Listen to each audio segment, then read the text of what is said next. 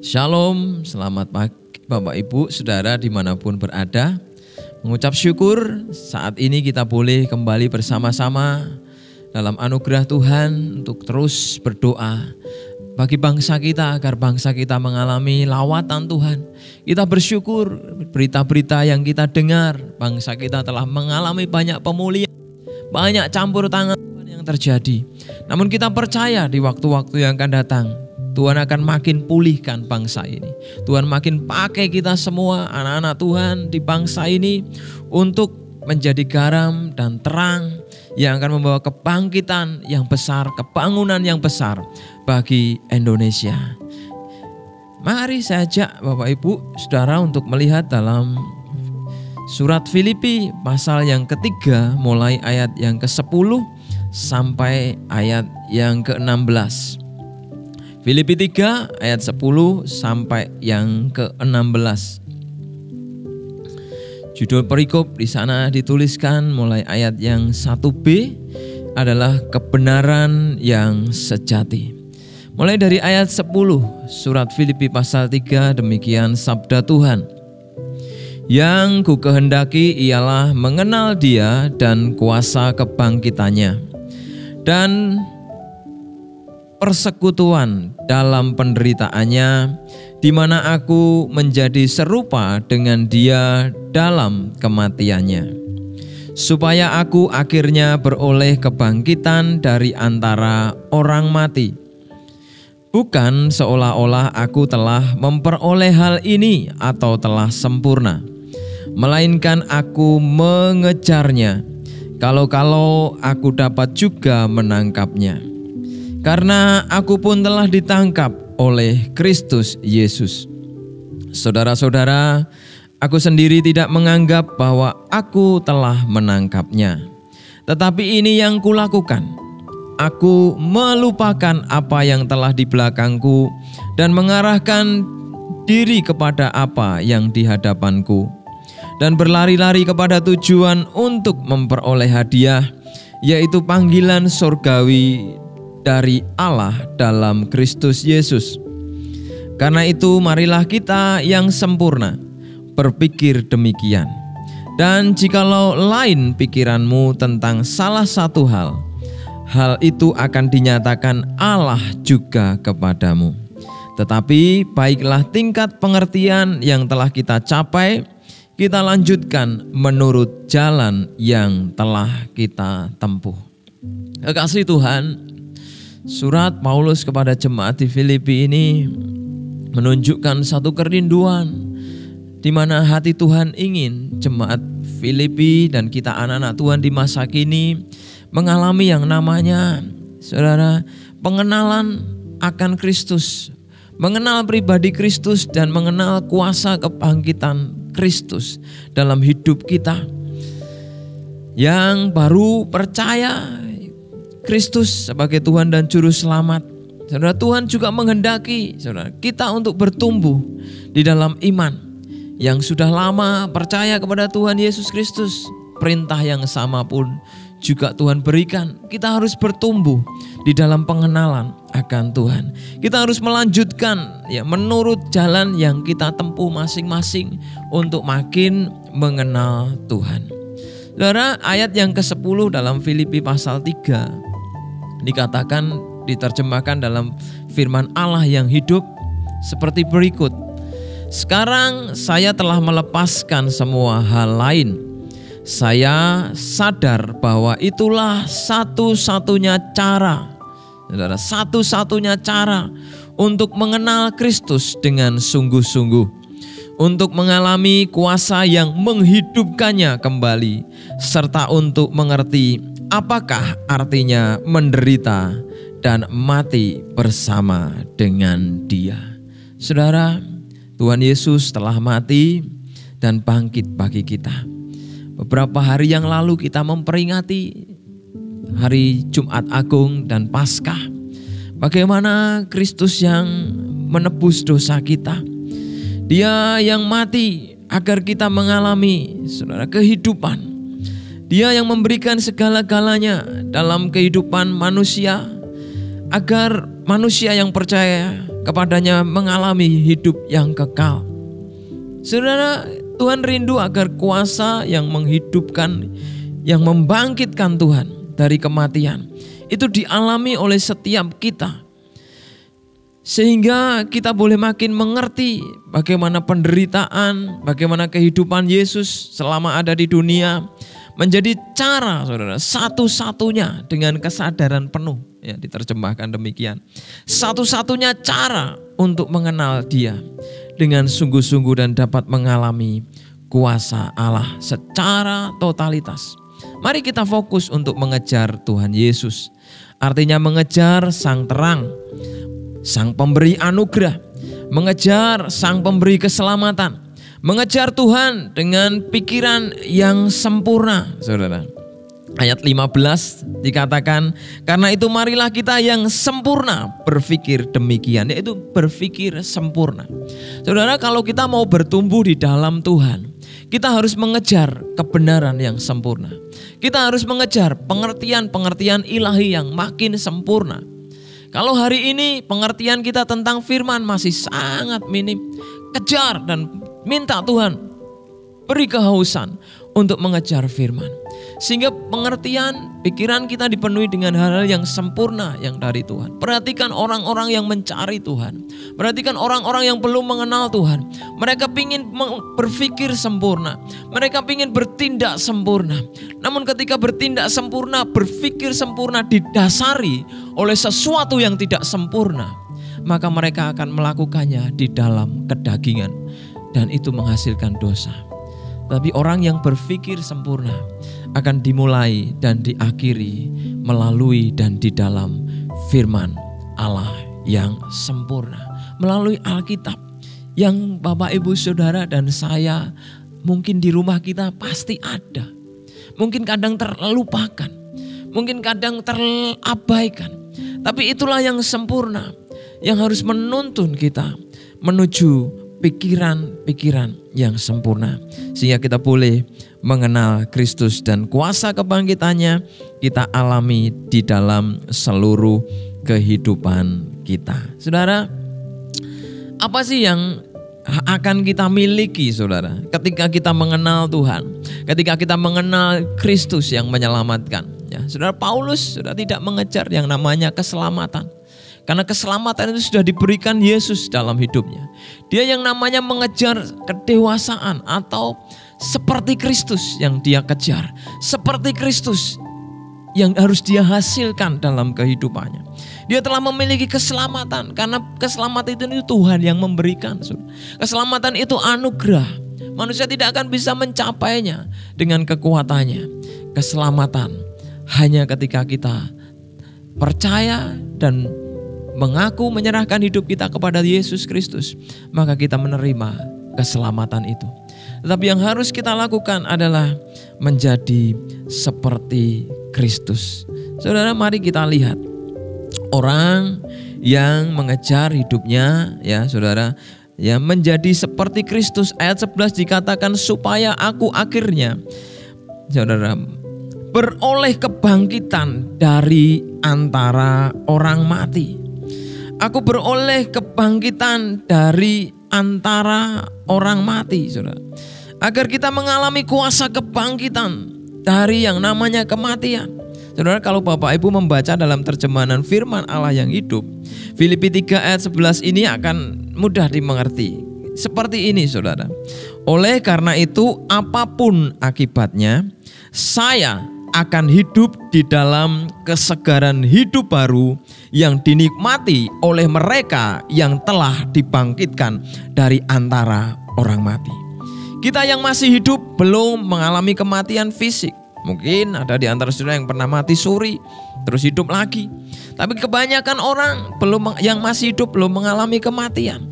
Susah, sulit membayangkan bagaimana kebangkitan ketika kita menerima tubuh kemuliaan dan hidup bersama dengan Tuhan, seperti apa rasanya. Terjemahan firman Allah yang hidup mengatakan kesegaran hidup yang baru yang dinikmati oleh mereka yang telah dibangkitkan. Saudara, orang yang mengalami kebangkitan nantinya bersama dengan Tuhan dan menerima tubuh kemuliaan, hidupnya tiap hari mengalami kesegaran. Hidupnya tiap hari mengalami damai sejahtera. Hidupnya setiap hari mengalami kekuatan yang dari Tuhan. Karena apa, saudara? Karena sudah bertemu dengan Tuhan, sang sumber kekuatan itu sendiri. Maka kesegaran baru inilah, saudara, kekuatan baru inilah yang harus kita alami dan kita nikmati dalam hidup kita setiap waktu, saudara. Sehingga kita bebas dari keluhan, sehingga kita bebas dari rasa sungut-sungut, sehingga kita bebas dari rasa mendakwa kanan kiri, menghakimi A, B, C, D, dan termasuk menyalahkan Tuhan. Karena itu tidak berarti di hadapan Tuhan. Maka kali kita mendapat yang namanya kesegaran hidup yang baru, yang harus kita nikmati, mengalami kehidupan kekal dalam kuasa kebangkitan Kristus. Kekristenan kita harus menikmati yang namanya kesegaran hidup yang baru, yang rasanya sama dengan nantinya kalau kita mengalami kebangkitan dengan tubuh kemuliaan oleh anugerah Tuhan. Rasakan kesegaran yang baru saat kita datang ke gereja, waktu kita ibadah. Rasakan kesegaran baru itu, saudara.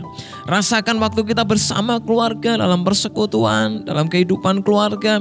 Rasakan ada energi yang kuat, yang mengalir, ada gairah dan hidup yang penuh semangat karena kesegaran, karena persekutuan dengan Tuhan. Bagaimana caranya kita mengalami kesegaran atau yang namanya kuasa kebangkitan Tuhan, kesegaran yang baru di dalam Tuhan setiap waktu, sehingga kita bugar, sehingga kita fresh, dan kita bisa mengerjakan rencana demi rencana Tuhan selesai tuntas dalam kehidupan kita.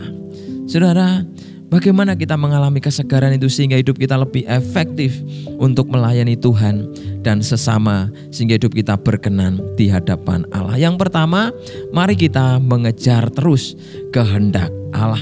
Perhatikan ayat yang ke-12, kekasih Tuhan. Bukan seolah-olah aku telah memperoleh ini atau telah sempurna, melainkan aku mengejarnya. Kalau aku dapat juga menangkapnya, karena aku pun telah ditangkap oleh Kristus Yesus. Perhatikan kata melainkan aku telah mengejarnya. Paulus mengejar kehendak Allah. Dari kehendak Allah yang baik menuju kehendak Allah yang lebih baik. Kemudian kehendak Allah yang sempurna dan kehendak Allah dalam perkenanan Tuhan yang sejati. Saudaraku yang dikasihi Tuhan, mari kita, saudara, mengejar yang namanya kehendak Allah. Paulus berkata dia tidak pernah menganggap dirinya telah sempurna, sekalipun dia adalah rasul yang dikenal begitu luar biasa. Saudara, kematian hampir setiap waktu menjemput hidupnya demi berita Injil, berita keselamatan dari surga untuk dunia. Dia harus mengalami tantangan, penganiayaan. Tapi dia berkata, aku belum sempurna, tapi aku mengejarnya. Ya. Paulus berkata dia mengejarnya kalau ia dapat menangkapnya. Saudara. Sebenarnya dia mau berkata, dia pun sebenarnya gak akan pernah bisa menangkap apa yang namanya kehendak Allah yang sempurna, kalau bukan karena anugerah Tuhan. Oleh karena itu, saudara, mari kita belajar mengejar kehendak Allah. Apa yang dimaksud dengan Paulus? Kata mengejar dari kata dasar deoko, yang artinya adalah sebuah istilah yang digunakan untuk berburu binatang, mengejar binatang. Kata ini memiliki makna mengejar atau mencari untuk mendapat, sampai mendapat. Secara konotasi negatif kata ini ya, dalam konotasi negatif. Kata ini mengingatkan Paulus ketika dia mengejar dan kemudian menganiaya jemaat Kristen sebelum dia bertobat. Dia kejar sampai dapat. Untuk apa? Untuk diseret. Untuk apa? Dimasukkan penjara. Untuk apa lagi? Dibunuh, dianiaya. Pokoknya dimatikan agar mereka tidak menyebarkan kekristenan. Saudara, Paulus mengingat sekali, saudara, bagaimana kehidupan lamanya. mengejar, menganiaya orang-orang percaya sampai dia dapatkan. Saudara, kalau kita mengistilahkan kata memburu ya, saudara, zaman dulu ya waktu saya masih SMA kita sering mancing, saudara. Kenapa mancing? Kadang karena nggak punya lauk, karena nggak punya lauk untuk makan, adanya beras. Ibu saya pergi keluar kota ya untuk bekerja dan kadang saudara tidak ada lauk, ya. Ada nasi, beras, uang ya ada, tapi kita memutuskan untuk mancing. Dan seringkali itu hujan, saudara, hujan kita mancing ya. Saudara, kadang pancingnya tersangkut di dasar sungai harus turun ya. Kita mancing sekali dapatnya ikan wader pari, wader cakul, saudara. Tapi kecil-kecil lumayan buat lauk. Kadang saudara kalau hujan deras kita harus nunggu dan gak dapat tangkapan. Tapi saudara kita berpikir dapat 1, 2, 3 ekor aja. Kita bisa mencukupi kebutuhan untuk makan. Saudara, semangat itu yang membuat saya waktu itu terus mancing, saudara. Kepepet. Tapi tujuannya untuk mendapatkan lauk agar kebutuhan jasmani makan tercukupi. Kekasih Tuhan, orang yang memburu untuk mendapatkan sesuatu, dia punya hasrat yang kuat untuk menangkap apa yang diburunya. Kemudian yang diburunya itu akan mengenyangkan atau memuaskan hatinya. Apa yang hari-hari ini Bapak Ibu Saudara buru dalam hidup saudara? Kalau saudara memburu atau mengejar keinginan jasmani, mengejar uang, mengejar popularitas, mengejar jabatan, mengejar nama besar, mengejar agar saudara dipuji-puji, saudara, belajarlah untuk berhenti dari semua itu dan mengosongkan diri. Dan biar kehendak Allah yang memenuhi hidup kita, sehingga apa yang kita kejar bukan memuaskan nafsu, kepentingan ego kita, tetapi memuaskan Tuhan yang punya kehendak begitu mulia bagi hidup kita. Mari kita memuaskan nafsu Tuhan, kehendak Tuhan, keinginan Tuhan, perkenanan Tuhan dalam hidup. Sehingga saya percaya orang-orang di sekitar kita lama-kelamaan, lambat atau cepat akan mulai menangkap bahwa kita orang yang disertai Tuhan dan hidup kita bukan untuk mencari keuntungan, tapi untuk memberkati banyak orang, dan mereka akan datang kepada kehidupan kita yang memuliakan nama Tuhan. Mari saudara, kita menikmati kesegaran baru dengan memuaskan kehendak Allah. Kasih yang Tuhan, kehendak manusia, saudara, ketika berdosa sebelum ditebus oleh Kristus, diserahkan kepada yang namanya pikiran yang terkutuk. Roma 1 ayat 28 dalam FAYH dikatakan, demikianlah ketika mereka menjauhkan diri dari Allah dan bahkan tidak mau mengakuinya, Allah membiarkan mereka melakukan apa saja yang terlintas dalam pikiran mereka yang jahat itu. Mereka atau manusia menyerahkan kepada pikiran mereka yang terkutuk. Kekasih Tuhan, kata pikiran yang terkutuk, saudara, menunjukkan kata pikiran ini artinya adalah sebuah kapasitas untuk kebenaran yang sebenarnya menampung daya spiritual atau kekuatan jiwa yang lebih tinggi ya, yang dipakai untuk mempertimbangkan dan menilai, yang akan melahirkan sebuah kebijaksanaan atau hikmat terhadap sesuatu. Sesuatu hal wajib kita nilai, sesuatu hal wajib kita pertimbangkan, sehingga ketika kita mengambil keputusan, kita akan mempertanggungjawabkan keputusan itu dengan benar. Kata non atau kata pikiran ini juga artinya adalah sebuah perasaan, tujuan atau keinginan.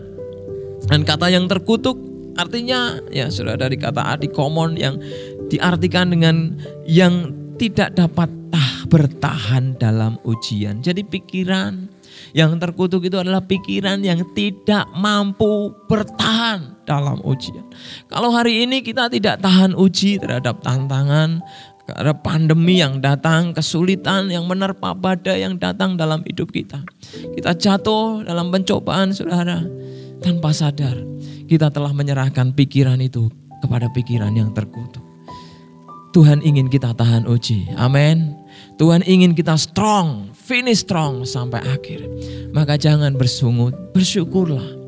Minta kekuatan Tuhan sehingga kita dapat keluar di dalam setiap ujian.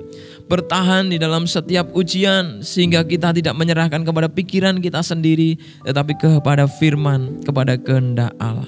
Saudara, kata ini juga artinya digambarkan seperti logam atau koin atau benda dari besi yang tidak digunakan dengan. Saudara, dulu saya pernah menaruh mata uang koin, saudara. Dan saya taruh tanpa tujuan yang jelas. Beda kalau saya punya tujuan. Koin misalnya tahun 90-an saya simpen untuk tujuannya nanti biar nanti untuk kolektor. Pasti tiap waktu akan saya bersihkan karena punya tujuan, betul nggak? Dibersihkan biar tidak berkarat. Tetapi berbeda dengan koin atau besi-besi yang tidak dirawat.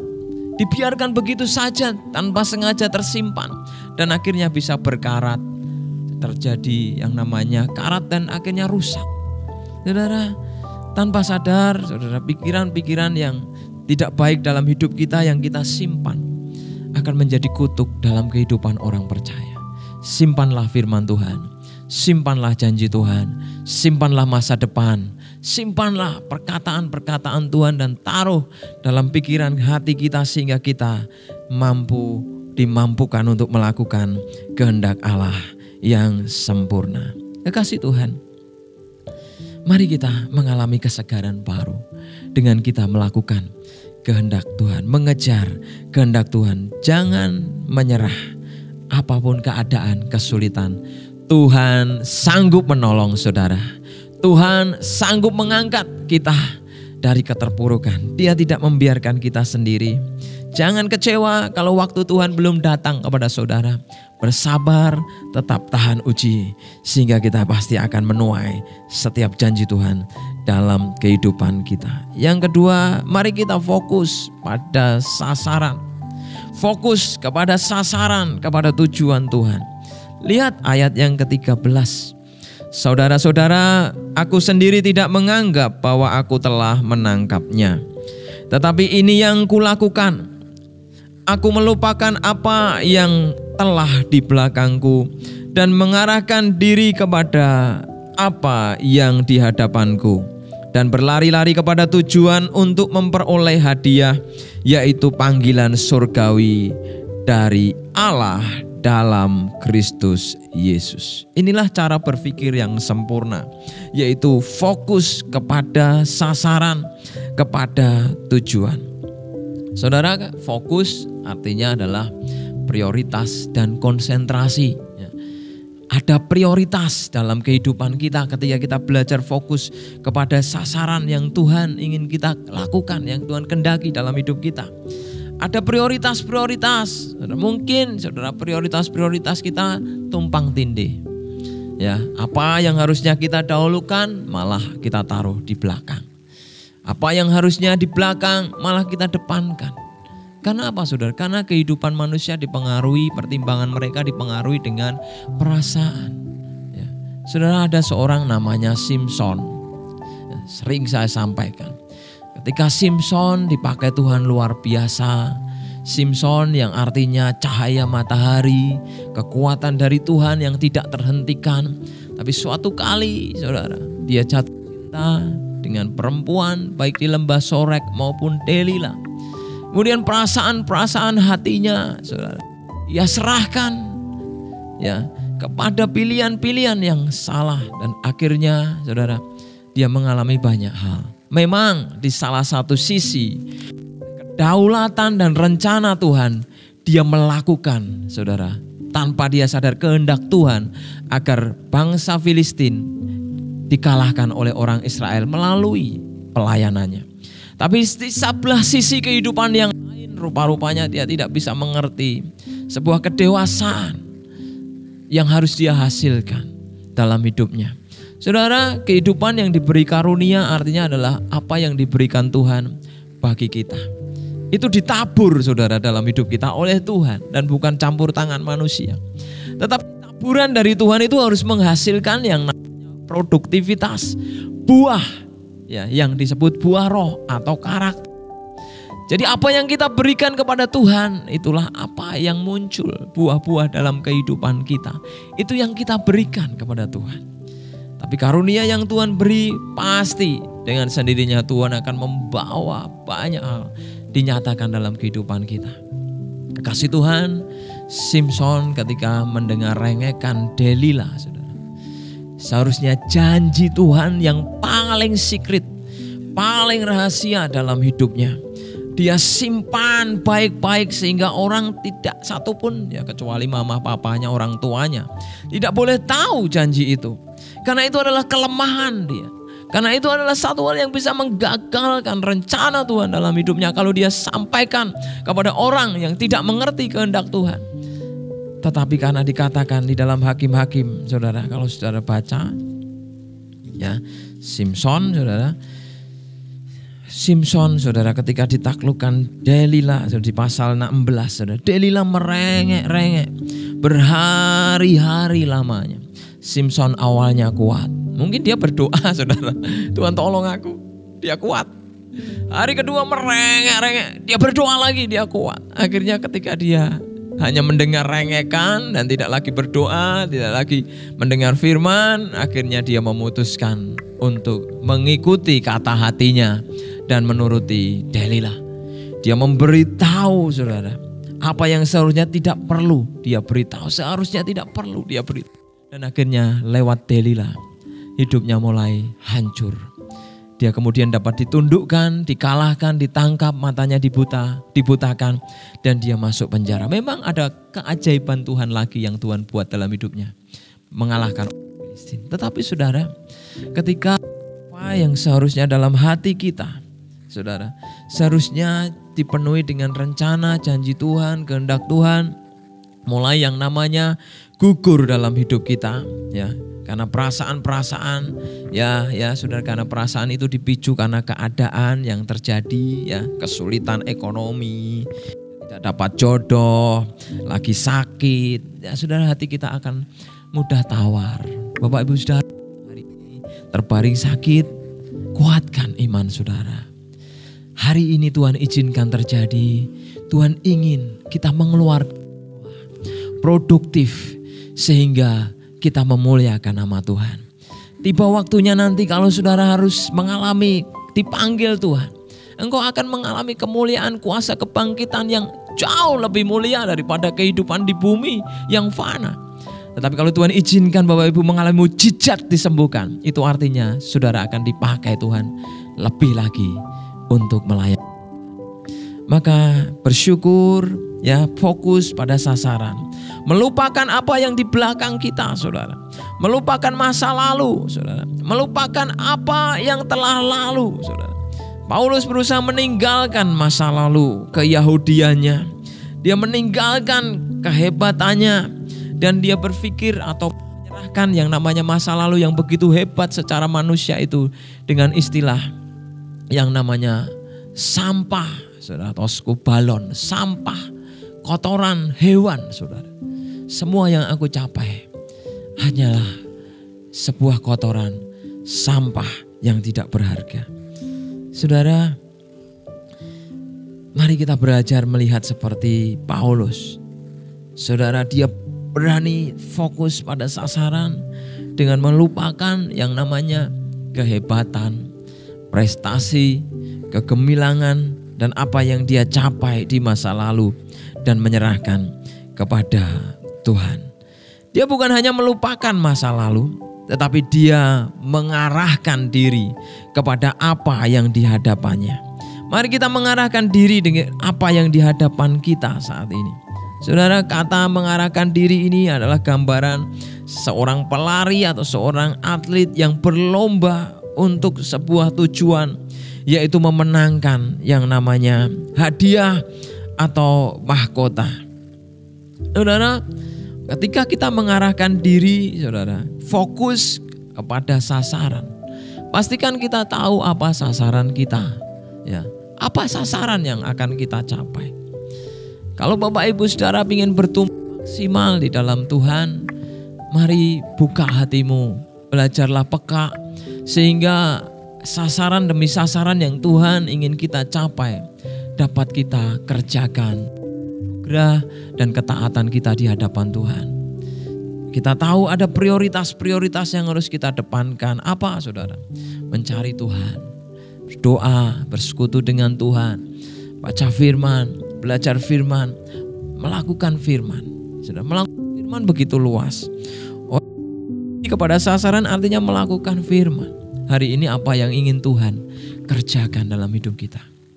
Kita harus belajar yang namanya mengosongkan diri.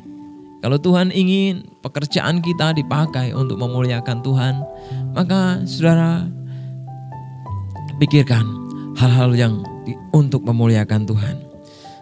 Menabur kebaikan, menjadi berkat, merubah pola-pola cara bekerja, cara belajar yang salah, dan berbalik saudara, mengarahkan diri kepada cara-cara yang benar, meninggalkan hal-hal yang Tuhan tidak kehendaki ya, dalam kehidupan kita, hal-hal yang jahat, menuju hal yang baik, yang sempurna. Kita dimerdekakan saudara dari yang namanya perbudakan. Perbudakan itu luas konsepnya. Memang perbudakan dosa. Tapi saudara, ada banyak orang yang terikat dengan perbudakan pornografi. Terikat dalam perbudakan yang namanya seks bebas. Ya saudara, yang namanya perselingkuhan, yang namanya tidak bisa mengampuni, sakit hati, kekecewaan, kepahitan. Itu memperbudak kita saudara.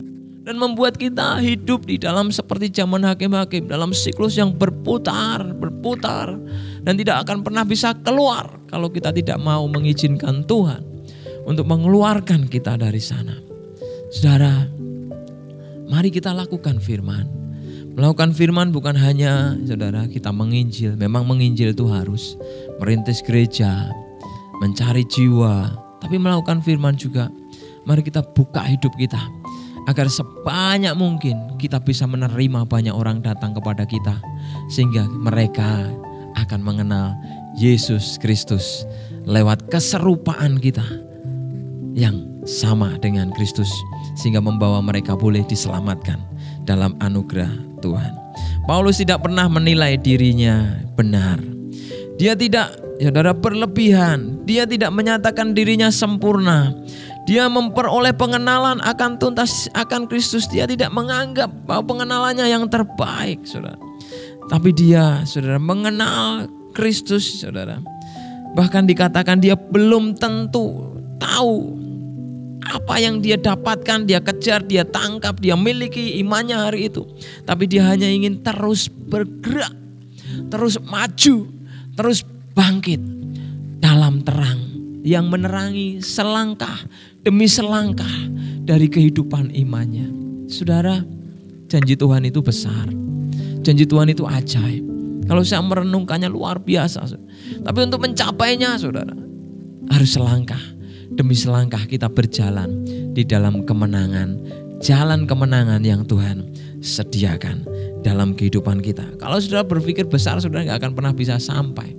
Tapi melangkahkan kaki di dalam satu ketaatan kepada ketaatan yang lain karena kehendak Tuhan, maka akan membawa kita makin hari makin mengalami kehidupan yang makin disempurnakan. Saudaraku, mari seperti Paulus, seperti Yesus, contoh teladan kita yang paling utama. Dia memberikan hidupnya bagi keselamatan manusia. Mari kita seperti Tuhan yang telah mati bagi kita. Dia mengosongkan diri, dia memberikan nyawanya, dia memberikan hidupnya. Jangan sampai pengorbanan Tuhan menjadi tidak berharga, tidak bernilai. Tapi nilailah pengorbanan Tuhan dengan nilai yang tinggi, sehingga setiap hari ketika kita melihat salib, ketika melihat kasih Tuhan, kita mau serupa seperti Kristus. Sekalipun ada tantangan, namun kita akan mencapai sasaran yang tepat dengan fokus kepada apa yang di depan kita. Yang di depan saudara, yang hari ini terlintas dalam pikiran kita. Kehendak Allah apa? Besok akan ada lagi saudara, besoknya akan ada lagi. Tetapi yang di depan kita, mari kita lakukan satu demi satu. Saudara, saya baca ilustrasi yang menarik, saudara, yang pernah juga saya sampaikan.